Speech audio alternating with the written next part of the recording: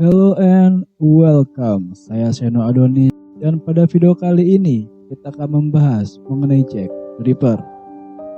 Atau lebih tepatnya, pada video bagian 1 ini kita akan membahas korban dari Jack the Ripper yang juga dikenal sebagai The Canonical Five.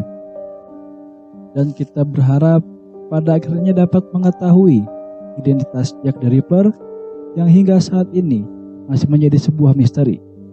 So, without further ado, let's do further. Pada abad ke-18, Inggris memasuki Victorian Era. Era ini dimulai saat Ratu Victoria menjabat, yaitu tanggal 20 Juni 1837 sampai ia wafat pada tanggal 22 Januari 1901. Pada era ini terjadi revolusi industri, di mana banyak sekali barang yang sebelumnya dibuat secara manual dengan tangan, kini diproduksi secara massal menggunakan mesin. Hal ini membuat banyak buruh yang kebanyakan adalah pria kehilangan pekerjaannya, dan wanita yang terpaksa menjadi PSK untuk memenuhi kebutuhan kehidupannya sehari-hari, seperti yang terjadi di distrik Whitechapel. Distrik Whitechapel adalah sebuah distrik yang terletak di kawasan East End di kota London, Inggris. Whitechapel dikenal sebagai tempat yang kumuh, padat penduduk, dan juga memiliki tingkat kemiskinan yang tinggi, yang serta rawan akan tindak kejahatan. Lokasi dan situasi yang tepat bagi Jack the Ripper untuk melakukan aksinya. Banyak yang berspekulasi mengenai jumlah korban Jack the Ripper. Namun, ada 5 korban yang memiliki kesamaan yang erat dan oleh pihak kepolisian resmi tercatat sebagai korban Jack the Ripper. Kelimanya merupakan seorang wanita, kelimanya bekerja sebagai PSK, kelimanya berada di Whitechapel, kelimanya ditemukan dengan metode pembunuhan yang serupa, dan kelimanya mendapatkan julukan The Canonical Five.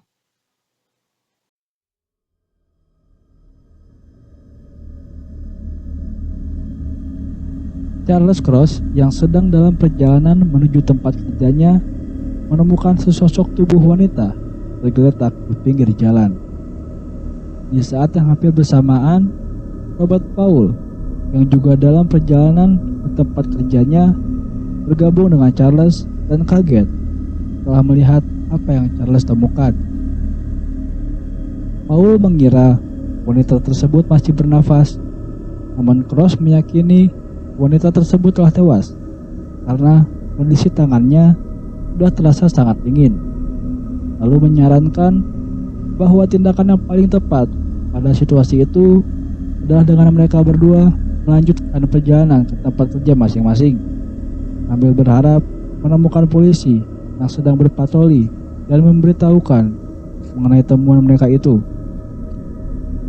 Beberapa saat kemudian, secara kebetulan tubuh wanita tersebut ditemukan lagi oleh orang lain.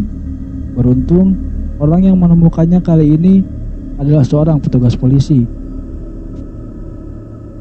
Proses evakuasi pun segera dilakukan, dan hasil penyelidikan menunjukkan identitas wanita tersebut adalah Mary Ann Nichols, 43 tahun. Pada hari naas itu, 31 Agustus 1888, Mary Ann Nichols terancam diusir dari tempat tinggalnya di Common Lodging House yang terletak di 18th Tower Street karena tidak mampu membayar uang sewa. Berniat mencari uang sebagai PSK, Nichols pun keluar rumah pada pukul 01.40 dini hari. Dan pada pukul 03.40, tubuh tak bernyawa Nichols ditemukan oleh Charles Cross. Waktu kematian Nichols diperkirakan sekitar pukul 03.30. Setelah pemeriksaan lebih lanjut, diketahui ia memiliki 2 sayatan yang dalam pada lehernya. Vaginanya ditusuk sebanyak 2 kali.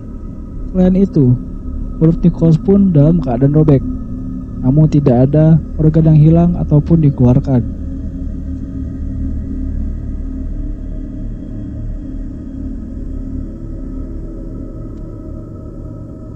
Sama halnya dengan Nichols, Annie Chapman juga bekerja sebagai PSK dan bertempat tinggal di lodging house. Pengelola lodging house tempat Annie tinggal yang bernama Timothy Donovan mengatakan bahwa Chapman memiliki 2 pelanggan tetap. Mereka berdua adalah Harry yang memiliki julukan The Hawker dan Ted Stanley, seorang pensiunan tentara yang memiliki julukan The Pensioner. Walaupun nantinya akan terbongkar bahwa sebenarnya Stanley tidak memiliki background militer sama sekali. Sebenarnya ia seorang buruh tukang batu yang bertempat tinggal di First Osborne Street, Whitechapel. Dan menurut Donovan, Stanley seringkali menghabiskan akhir pekan bersama Chapman. Donovan menambahkan, Stanley pernah berpesan kepadanya untuk mengusir jika ada lelaki lain yang datang bersama Chapman ke lodging house tersebut. 2 pernyataan Donovan tersebut dibantah oleh Stanley dan ia mengaku hanya pernah mengunjungi Chapman sekali atau 2 kali saja.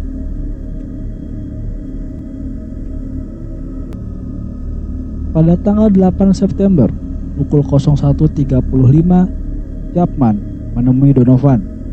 Ia berkata ia tidak memiliki uang untuk membayar sewa. Lalu Donovan mengatakan jika tidak bisa membayar sewa, maka Chapman tidak bisa bermalam di lodging house tersebut yang beralamatkan di 35 Dorset Street. Chapman pun berjanji akan membayar uang sewa itu dan pergi mencari klien. Lalu pada pukul 5.55, tubuh tak bernyawa Chapman ditemukan di 29 Hanbury Street. Pada kasus Chapman, ia memiliki pembunuhan yang lebih mengenaskan. Sama seperti kasus sebelumnya, Chapman mendapatkan 2 sayatan yang dalam pada lehernya. Perut Chapman juga disobek, namun berbeda dari sebelumnya. Kali ini, perut Chapman terbelah hingga dalam posisi terbuka seutuhnya. Sebagian isi perutnya diletakkan di pundak kiri dan sebagian lagi ditemukan di pundak kanan. Hasil otopsi juga menyatakan bahwa rahim dan bagian dari vagina Chapman telah hilang. Ditemukan juga bekas lebam di beberapa bagian tubuh Chapman. Namun, lebam ini diduga berasal dari perkelahian Chapman dengan penghuni lodging house lainnya yang bernama Eliza Cooper. Hal ini dikonfirmasi oleh Cooper sendiri. Ia mengatakan ia berkelahi dengan Chapman beberapa hari sebelumnya karena Chapman tak kunjung mengembalikan sabun batang yang ia pinjam kepada Cooper.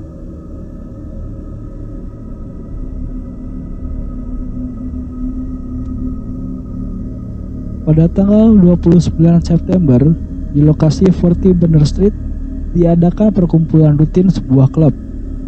Setelah lewat tengah malam, tepatnya pukul 1 dini hari, Louis Dimsert, yang merupakan pelayan di clubhouse tersebut, datang mengendarai kereta kuda dan hendak memarkirkan kereta kudanya di Dutfield Yard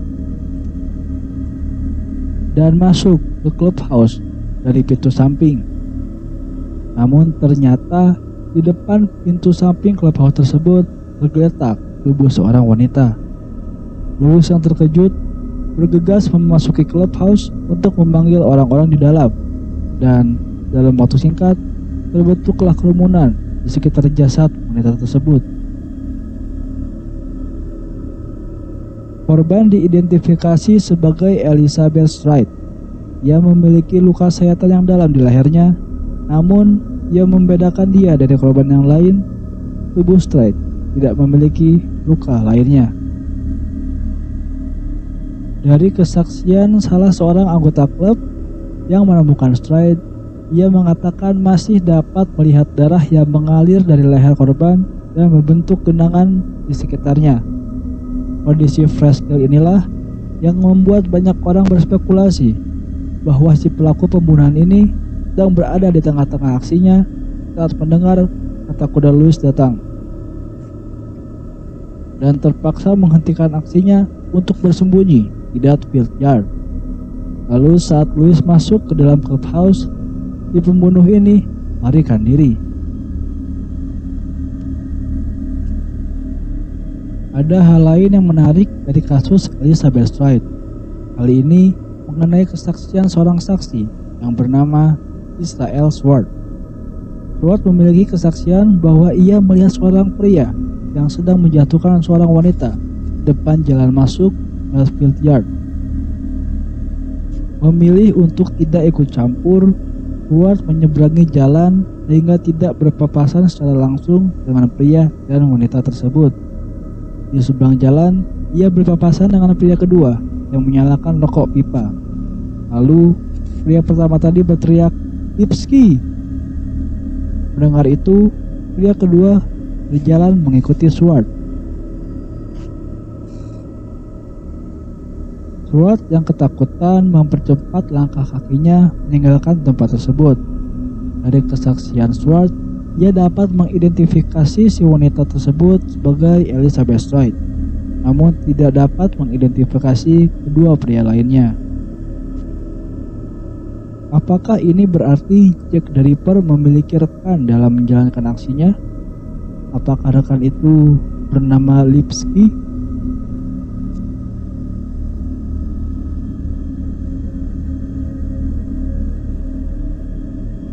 Hal yang perlu diketahui adalah pada tahun 1887, kata Lipski menjadi terkenal setelah kasus pembunuhan yang dilakukan oleh Israel Lipski.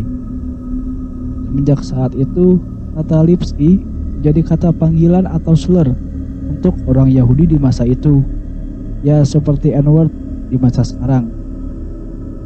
Jadi, bisa saja saat pria pertama tersebut berteriak Lipski bukan untuk memanggil pria kedua, namun untuk mengumpat kepada Swart yang memiliki perawatan Jewish yang kental. Lalu, pria kedua yang menyalakan rokok pipa hanya orang biasa yang kebetulan lewat.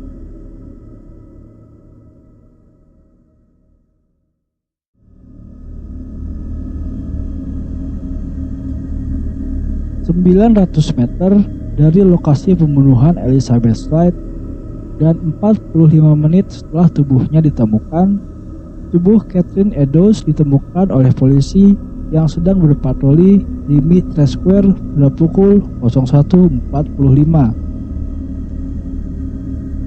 Berdasarkan pemeriksaan dokter dan kesaksian dari beberapa saksi, disimpulkan bahwa Eddowes dibunuh beberapa menit saja sebelum jenazahnya ditemukan oleh polisi tersebut.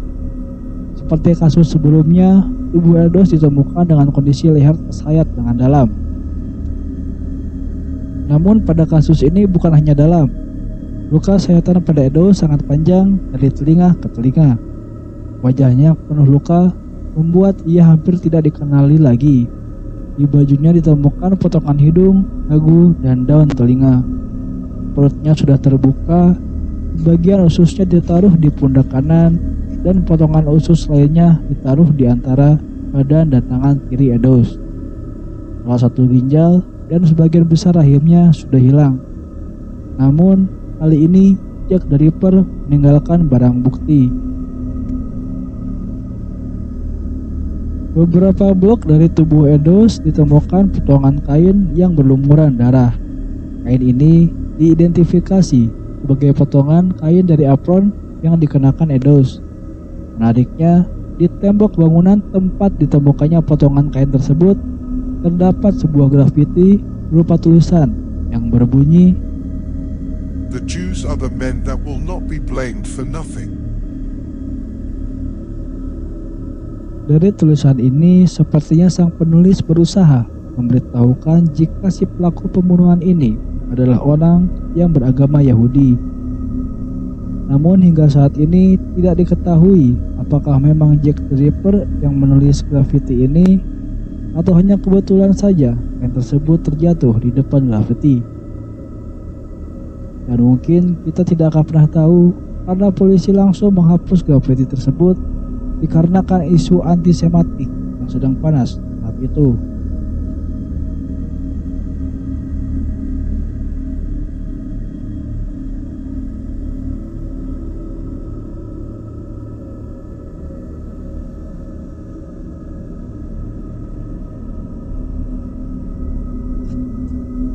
Berbeda dari lokasi ditemukannya 4 korban sebelumnya, Mary Jane Kelly ditemukan di dalam kamar sewaannya pada tanggal 9 November pukul 10.45.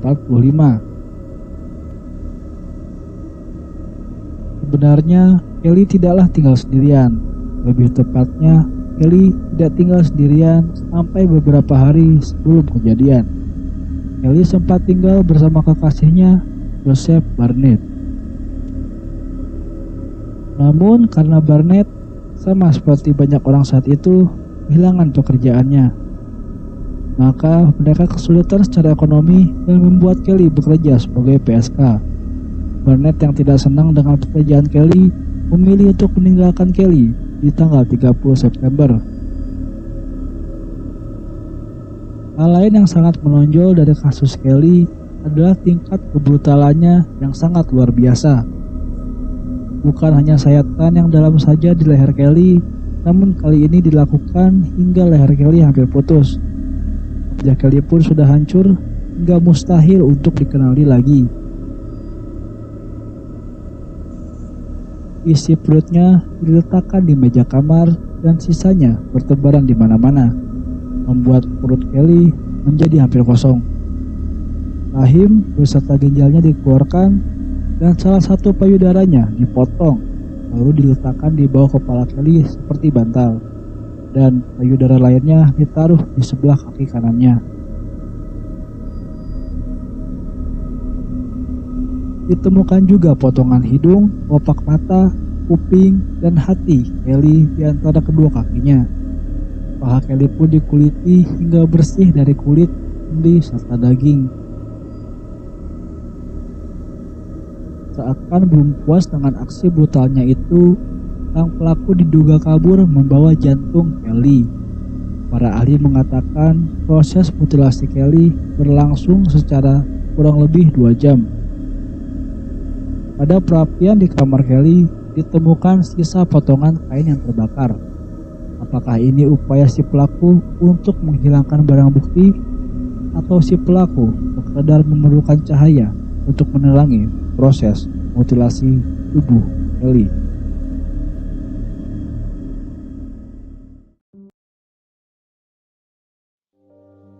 Itulah pembahasan mengenai korban Jack the Ripper yang dikenal sebagai The Canonical Five. Namun, banyak yang berpendapat bahwa masih banyak lagi korban dari Jack the Ripper. Mereka percaya Jack the Ripper telah membunuh belasan, puluhan, atau bahkan ratusan orang. Pada video selanjutnya, kita akan membahas mengenai penyelidikan serta teori konspirasi mengenai Jack the Ripper. Dan juga ada beberapa detail pada kasus The Canonical Five yang belum sempat saya bahas. Mungkin detail kecil yang kurang penting, atau mungkin detail tersebut dapat membuka jalan untuk membongkar identitas sebenarnya dari Jack the Ripper. So I'll see you in the next video, assuming we both survive.